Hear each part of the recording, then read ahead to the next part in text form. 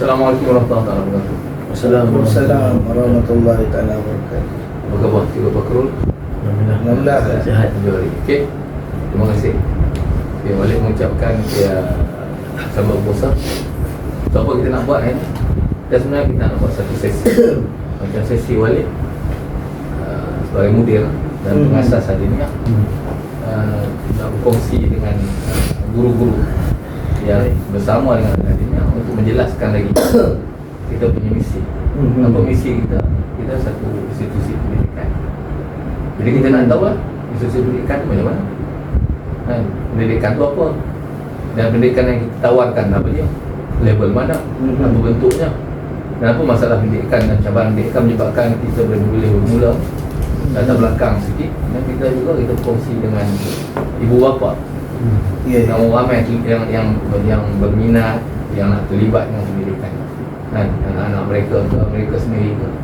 Jadi kita buat sesi ni. Podcast ni diwujudkan untuk perkara. Ya. Tahu tak nama podcast apa? Tak tahu. Boleh nak letak kan? Belum tahu lagi. Okay. Kita nak bagi nama yang catchy sikit lah kan? Ramai orang ada macam-macam. Kita nak bagi nama KB. Tahu KB tu apa? Tak tahu. Istilah Walid Balik sorang-sorang je fikir tadi. Semalam berfikir, banyak hari dah fikir. Kapal belayar. Kapal belayar Kenapa kapal belayar? Kapal belayar. Jawapan pendek, dalam logo kita ada kapal belayar. Kenapa kita letak kapal belayar kat situ? Dan tengok model kapal belakang. Nampak model kan? Saya ada banyak kapal kan? Kita ada banyak kapal belayar kan? Saya nak cerita dulu kapal macam mana. Nanti kita kongsi dengan pendengar. Kamu pun dah banyak ahli kan, boleh cerita kan? Kita kongsi dengan dia orang. Kenapa kapal tu menjadi salah satu ikon utama atau imej utama kita punya falsafah pendidikan. Bagaimana dia berkait dengan falsafah pendidikan kita. So podcast kita secara mudah kita panggil KB, kapal belayar. Okay, insyaAllah. Alright, kita cerita terus latar belakang. Kamu tahu tak kenapa Walid boleh terlibat dengan pendidikan? Okay? Kalau ikutkan memang agak janggal sikit lah, sebab bila saya kenal Walid, latar belakang Walid tu tak ke arah pendidikan, sebab dia lebih kepada profesionalism. Kemudian tapi bila Walid pernah cerita kat saya tentang Walid punya keluarga, Walid punya kehidupan masa kecil sampai membesar, saya dapat satu gambaran sedikit lah tentang patutlah Tuan Haji jadi seorang mudir. Kan? So kita kongsi sikit lah. Kenapa dia latar belakang. So ingat tak kita punya kawan dulu, Mio Syahid, Mio kerja dengan kita kan? Ya, betul.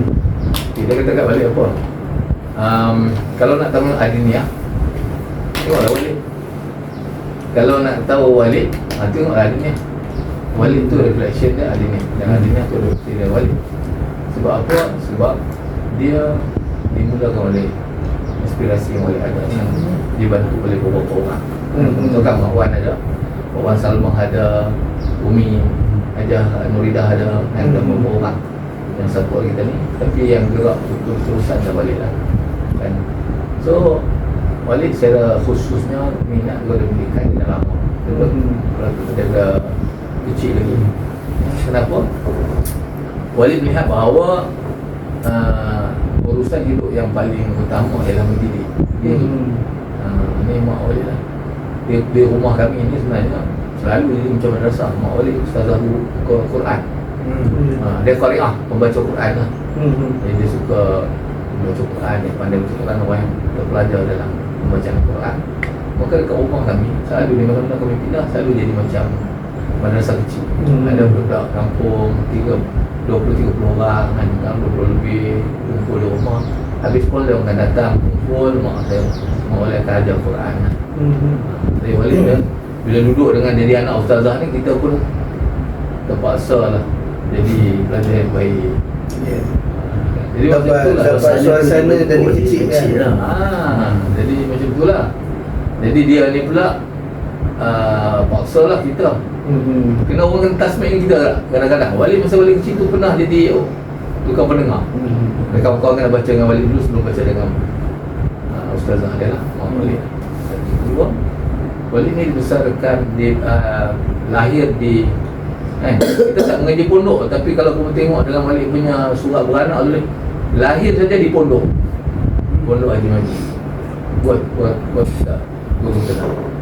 Pondok masa tu memang pondok yang orang duduk Datang mengaji ya. datang mengaji, orang duduk buat pondok kat situ. Pondok mengaji. Malah ramai orang datang. Dulu kan tradisi pondok. Ada tahun bila balik? Okay, Walid lahir tahun 1963. Kan lahir dah ada lah tempat tu kan. Tak tahu bila dia mula, tapi sekitar umur 10 tahun, 7 tahun, 8 tahun masih ada kan. Kita pulang lagi balik sebab rumah Datuk kita gitu ya, Datuk Mak di pondok tu, dan untuk guru pondok tu Tuan Haji Majid ialah ada hubungan lah macam Datuk Sedara itulah. Rumah langkah rumah tu guru. Jadi kalau pun sini tengok macam mana budak pondok belajar. Ada lagi ke pondok tu ada? Tinggal kampung je lah. Dan sebab tradisi tu tak bersambung, tak ada orang bersambung, dan tidak ada lagi tenaga pengajar. Tinggal orang asal pondok kat situ, kemudian yang masih ada lagi keluarga situ lah. Ramai anak-anak muda pun dah keluar dari pondok tu. Itu proses perubahan yang berlaku lah. Kemudian itu pengajian pondok, di rumah ada pengajian begitu. Kemudian Kurang dengar. sekolah boleh ingat di satu kebiasaan panggil Walid pula.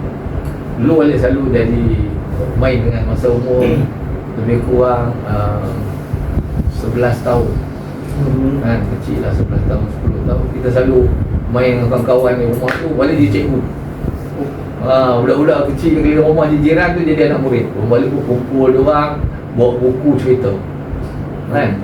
Cerita tentang Buku lah, bawa buku buka buku. Tahu tak ni cerita apa? Ada tu buku dia tak bawa. Buku dia ada balik dapat hadiah. Masa tu Walid dapat hadiah tahun 1973. Dah 10 tahun. Buku Kidnap yang Walid ambil gambar, ada gambar kapal pun ni. Oh, buku tu. Buku tu Walid dapat hadiah. So Walid baca, Walid suka, Walid kongsi. So apa Walid buat? Tang-tang kadang-kadang Walid panggil budak-budak yang kecil sikit, dah balik kumpul. Kamu semua jadi guru, murid saya jadi. Kamu dengar saya cerita. Saya cerita, kamu tahu tak cerita tentang apa? Kidnap. Buku ni dia Robert Louis Stevenson, satu penulis. Dia cerita satu orang Rosa Balfour, macam mana dia kena colek. Sebab apa? Sebab pakcik dia nak rebut harta. Bapak dia meninggal, orang kaya bapak dia meninggal. Kemudian dia meninggal, pakcik dia nak warisi castle ataupun rumah besar di tempat dia di inilah kampung tu. So pelan-pelan nak tangkap dia, nak colek dia. Peristiwa tu bagai berlaku lah, dia lari naik kapal macam lah. So benda tu boleh cerita pada pelajar muda ni yang boleh lihat tu. Ada orang rasa Walid memang suka bercerita daripada masa tu. Kemudian tahun masuk universiti, bila tahun belajar seni bina architecture di UTM KL, kami ada satu kajian kita buat. Kita belajar seni bina, kita buat thesis ataupun kajian. So pilihan Walid kajian masa tu pun, walaupun belajar seni bina, kami Walid punya kumpulan stay dekat Bukit Putanjak, kawasan dekat dengan tanah liat Penanti. Kami buat kajian tentang sekolah pondok di Penanti. Oh, kajian tentang sekolah pondok. Kajian sekolah pondok. Sebab kami dah ada jumpa satu bangunan lama, kemudian sebab pelajar-pelajar seni bina, ujung pada diploma tu nak habis tu, dia kena cari satu bangunan lama yang 70 tahun ke atas. Kemudian pergi buat ukuran, lukis balik dan tulis tentang bangunan tu. So bila kami yang jumpa bangunan lama tu ialah sebenarnya madrasah sekolah pondok yang lama masa tu. Tahun 19, tak silap balik 1986 mungkin. Kami jumpa pondok tu pun dah madrasah tu atau surau tu dah umur dia usia dia 70 tahun. Dah tu. Jadi rumah ni juga tu. tak guna lagi dah. Maknanya start tahun 80 tu pondok dah, orang dah mula kurang masuk dah. Dah kurang dah sebab dah berlakunya penghijrahan orang kepada sekolah agama yang kerajaan. Anak-anak tu guru pun dah berpindah mengajar Yalah. agama di tempat di universiti, Betul, betul. sekolah tempat kerajaan. Betul. Orang tua pun dah makin kurang, jadi dia tertinggal. Ya, ya. So, kami kena buat kajian tu, lukis balik pondok tu.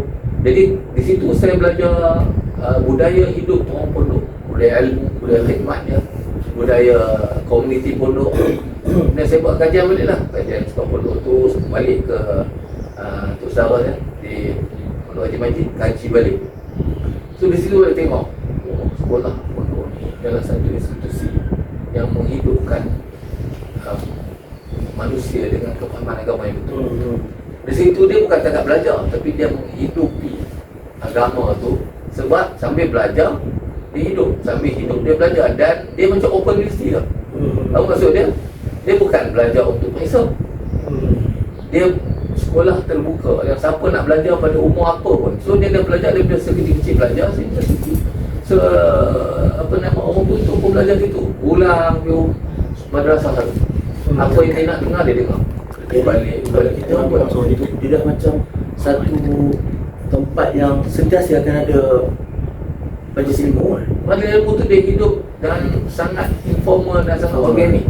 Orang pergi balik semua ni simple je. Dia tak ada pendaftaran, dia tak ada peperiksaan, dia tak ada ni. Tapi orang masyarakat umum dididik. Sebab tu kita tengok orang biasa, orang Melayu biasa-biasa. Kalau dia cakap, semua cakap ilmu. Macam kalau satu dugaan berlaku pada dia, satu benda yang dikatakan ujian, musibah tu berlaku pada dia akan cakap apa? Ni hikmah, ada hikmah sebalik ujian ni. Kan? Ni Allah SWT lah yang menentukan. Kita punya hidup ni di tangan Allah. Orang biasa-biasa cakap macam tu. Macam mana dia dapat idea tu? Kerana adanya Tok Guru dan rapat dengan Tok Guru dan bersahabat Tok Guru dan selalu ulang alik di tempat begitu untuk mendengar ceramah-ceramah, dan ada tazkirah, ada tausiah, ada peringatan, ada ulangan-ulangan kan. Dia tu macam tu. Dia satu menyerap dalam bahasa kehidupan harian. Kehidupan harian sangat demokratik, sangat luas, dan hidup budaya ilmu hidup di dalam masyarakat pondok. Jadi wali cakap minat betul. Jadi ini menunjukkan keindahan kaum muslimin masa tu. Jadi hidup dia biasa dengan perkataan-perkataan kitab. Macam contoh apa? Qanaah biasa. Pada orang dulu dia faham zuhud, dia faham. Hidup zuhud, hidup qanaah, takwa, dia cakap tentang ikhlas.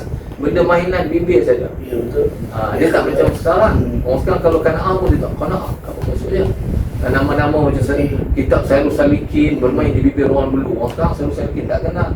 Syekh Samad Syekh Samad Palembang, Syekh Samad Fatoni, Abdul Samad Fatoni, Syekh orang Islam dulu Tok Kenali, nama-nama diulang, Tok Kupalo, orang dulu biasa je. Orang sekarang tak kenal pun ulama-ulama macam tu.